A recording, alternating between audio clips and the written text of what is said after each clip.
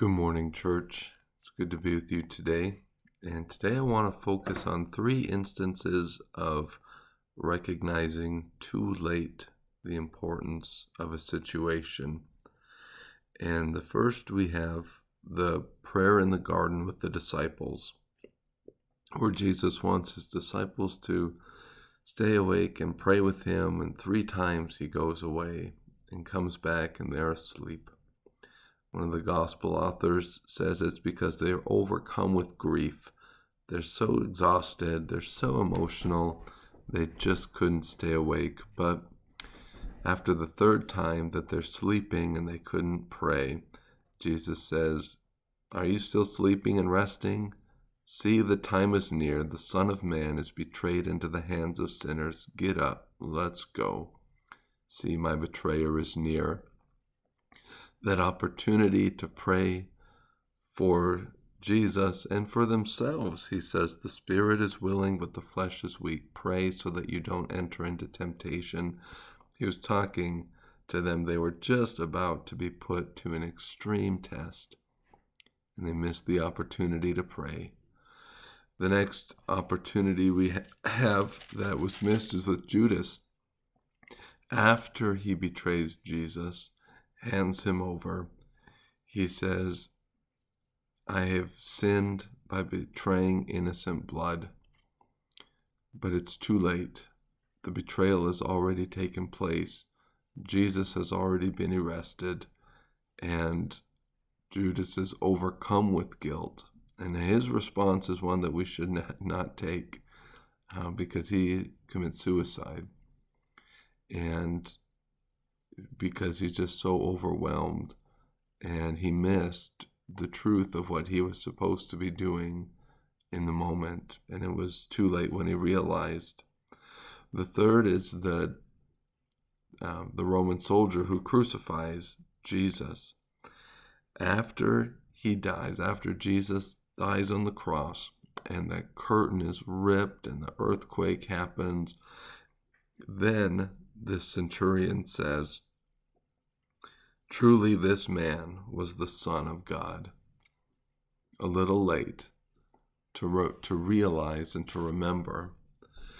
And we hear different parables where Jesus is talking about, situations where the opportunity passes.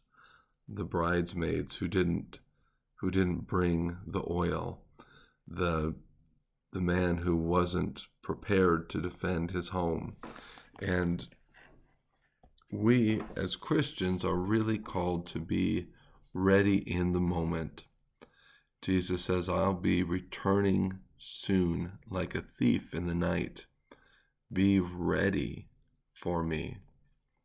And it would not be very good if Jesus came back and we said, "Oh no, I wasn't prepared," because then it will be too late.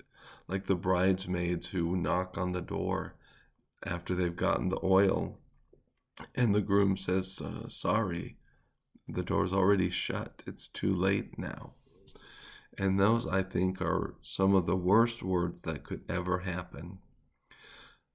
But in the meantime, as we get up to that moment, we are delighted to know that our God is a God of salvation and of restoration and reconciliation, that right up until that too late moment, we are always able to turn back, to run back to him. It wasn't too late for the prodigal son, and look how far away he went. It's never too far until it's too late, and that door is closed forever. And so, church, the encouragement today is to just be on your knees before God and say, "God, where do you want me to go today?" And then have such a bold faith that when he tells you, when he lets you know, we just say, "Okay." And that's the way we'll go. This life is so quick. Ecclesiastes says, like the morning vapor, like a morning dew on the grass. We need to be so busy with loving each other, loving the lost, loving our enemies, advancing the kingdom. We don't have a lot of time for other things. So I'm just inviting you into that, and inviting you to help hold me accountable to that too, because it is certainly a challenge that we all face together. Well, I love you, church, and I look forward to talking to you soon again.